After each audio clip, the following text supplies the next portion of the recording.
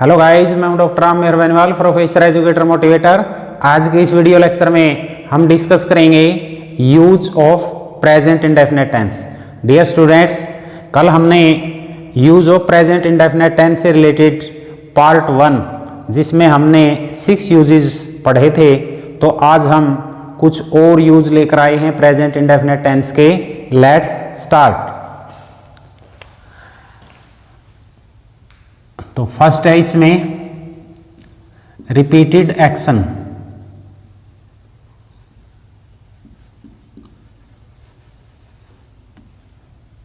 Repeated action यानी दोबारा से या दोबारा हो रहे कार्य में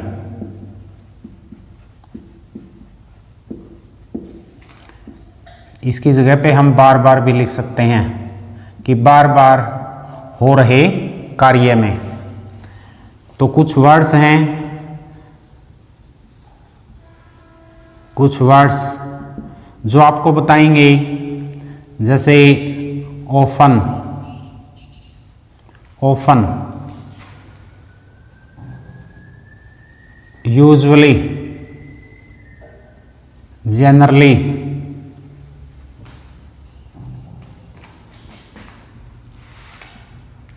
फ्रीक्वेंटली,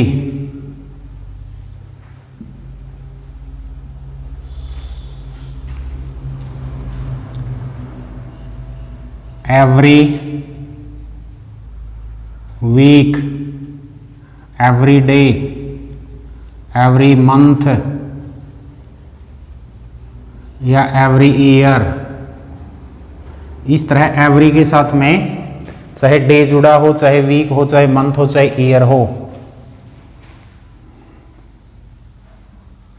वंस ए वीक या twice a week, sometime, sometimes, कभी कभी,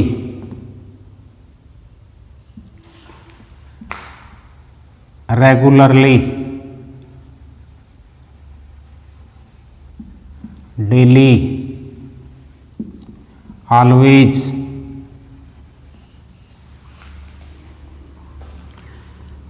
एटसेट्रा। यानी ये कुछ एडवर्ब हैं या ये कुछ वर्ड्स हैं। यदि वाक्य के अंदर ये वर्ड्स आए हैं तो इसका मतलब क्या है? कार्य बार बार हो रहा है, कि वही कार्य बार बार रिपीट हो रहा है। जैसे मैं कहूँ कि मैं नियमित रूप से व्यायाम करता हूँ, यानी I take exercise regularly. I take bath daily, कि मैं हर रोज स्नान करता हूँ। वह सदा सत्य बोलता है, वह अक्सर हमारे घर आता है, वह कभी कभी स्कूल जाता है।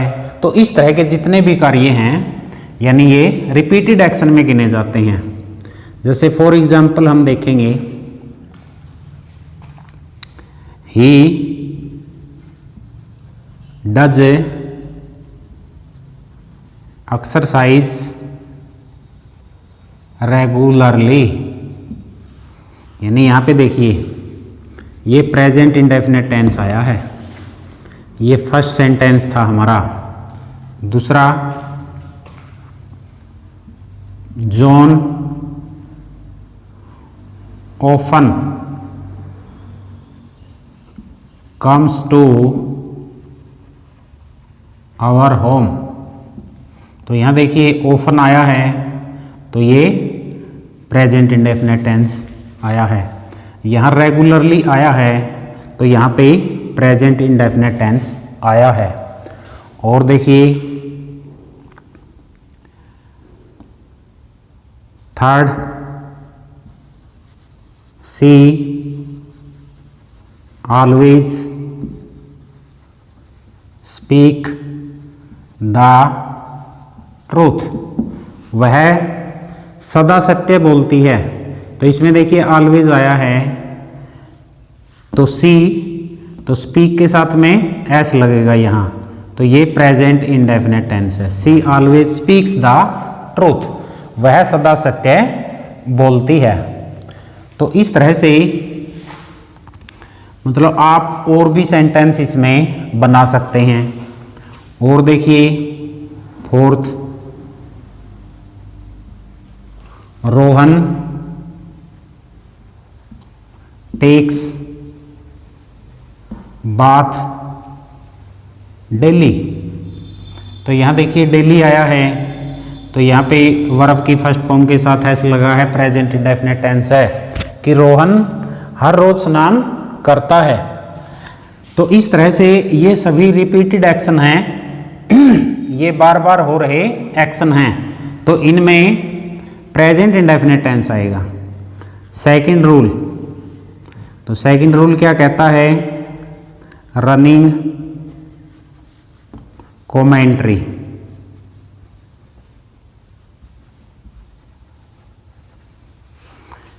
इसका मतलब क्या है, आंखों देखा हाल, आंखों देखा हाल बताने में।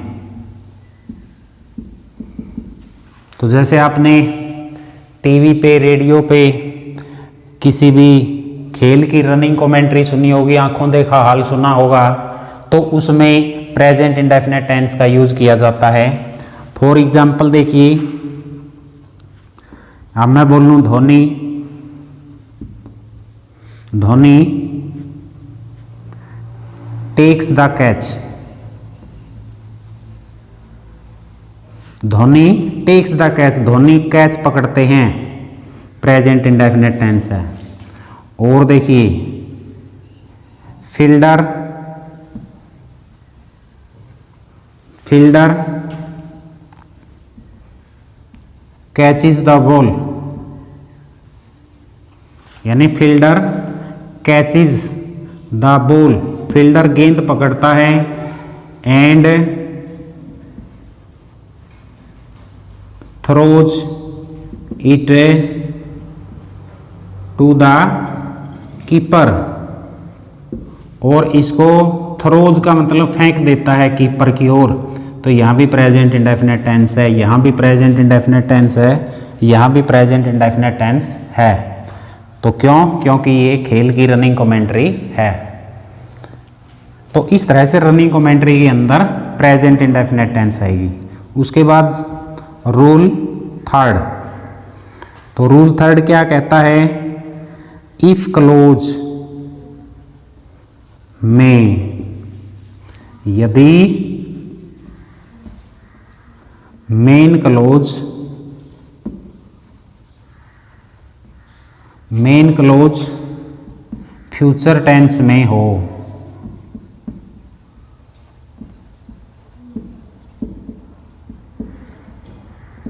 तो ये प्रयोग है। यानी यदि मेन क्लोज फ्यूचर टेंस में हो, यदि मेन क्लोज में विल या सेल का प्रयोग हो, तो इफ क्लोज में यानी इफ वाले वाक्य में प्रेजेंट इंडेफिनिट टेंस का प्रयोग होता है। फॉर एग्जाम्पल देखिए, इफ यू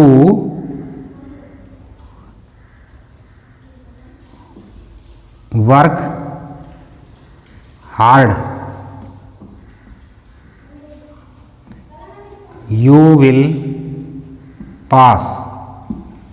अब इस वाक्य पे गौर कीजिए, यानी इफ क्लोज, इफ क्लोज का मतलब इफ वाला वाक्य है, तो इफ वाला वाक्य ये है, तो इसमें प्रेजेंट इंडेफिनिट टेंस आओगी कब, जब मेन वाक्य ये है यू विल पास, तो इसमें हमने विल या सेल का प्रयोग किया है, फ्यूचर का प्रयोग किया है। तो यहाँ पे देखिए वर्ब की फर्स्ट फॉर्म आई है, क्यों? क्योंकि हमारा सब्जेक्ट है जो वो यू है, वो प्लूरल में गिना जाता है, इसलिए वर्ब की फर्स्ट फॉर्म है। और देखिए second, if Mohan works regularly,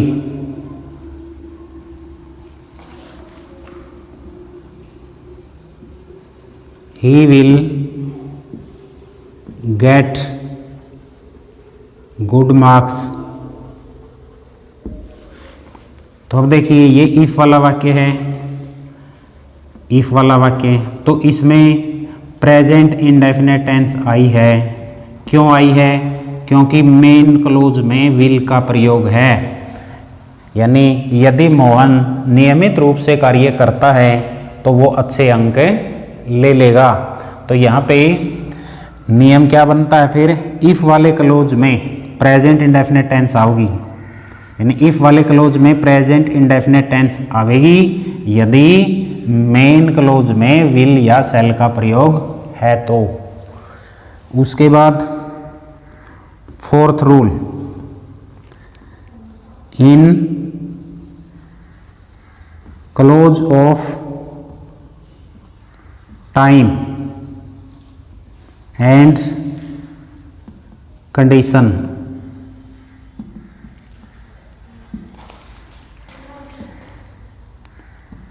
में, इसमें भी क्या है फिर? यदि मेन क्लोज फ्यूचर में हो,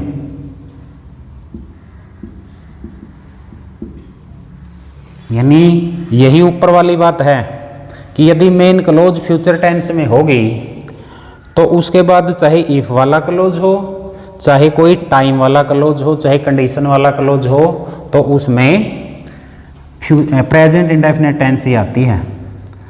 तो इसमें एग्जांपल देखिए, जैसे I will go abroad after I finish my studies. तो यहां देखिए, तो मेन क्लोज ये है आई विल गो अब्रोड, मैं विदेश चला जाऊंगा। तो यहाँ पे फ्यूचर आई है मेन क्लोज में। तो आफ्टर के बाद जो क्लोज चली है तो यहाँ फिनिश वर्ब की फर्स्ट फॉर्म आई है क्योंकि सब्जेक्ट आई है।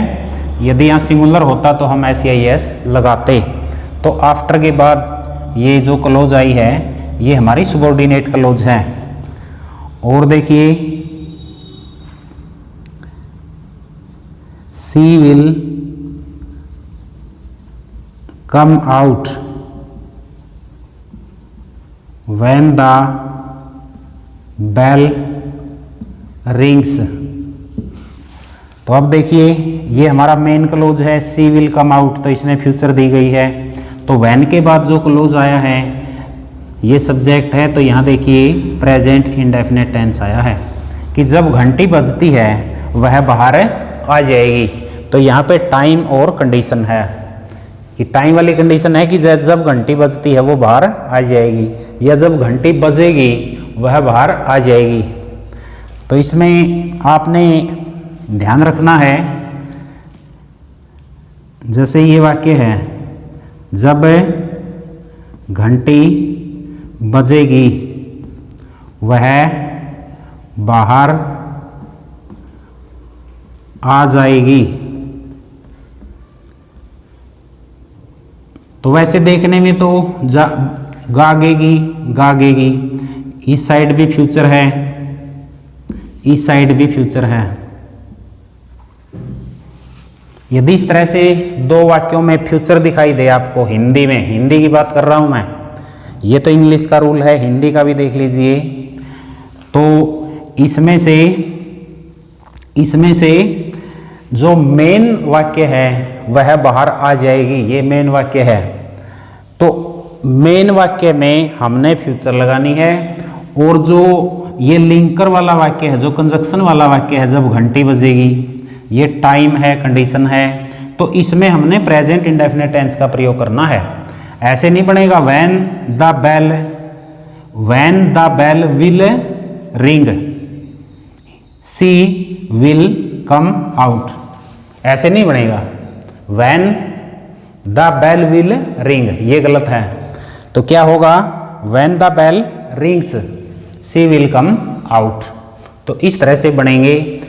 हिंदी में बोलने में दोनों वाक्य फ्यूचर में बोले जाएंगे, लेकिन इंग्लिश बनाते समय मेन वाक्य फ्यूचर में बनेगा और जो क्लोज वाला वाक्य है या लिंकर वाला जो वाक्य है वो हमारा प्रेजेंट इंडेफिनिट टेंस में बनेगा। जैसे इफ वाला वाक्य प्रेजेंट में बना, इफ वाला वाक्य प्रेजेंट में बना, आफ्टर वाला वाक्य प्रेजेंट में बना, व्हेन वाला वाक्य प्रेजेंट में बना, यानी लिंकर वाले प्रेजेंट में बन रहे हैं। बाकी का मेन वाक्य है जो वो फ्यूचर में है। तो dear students, if you are enjoying this video then like and share and subscribe the channel. Rule fifth, पांचवा रूल क्या कहता है? To introduce quotation,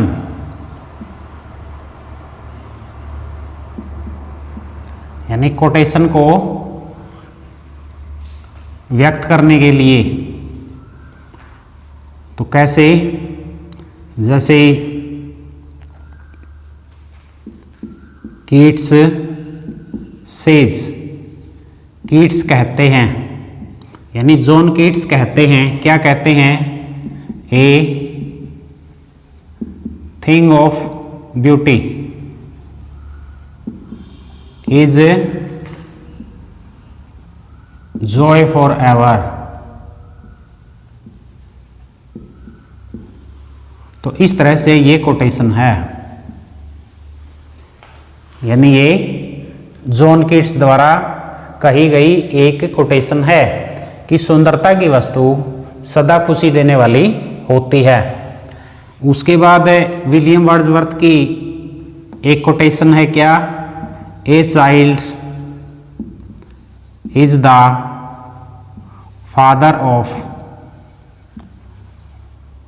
a man.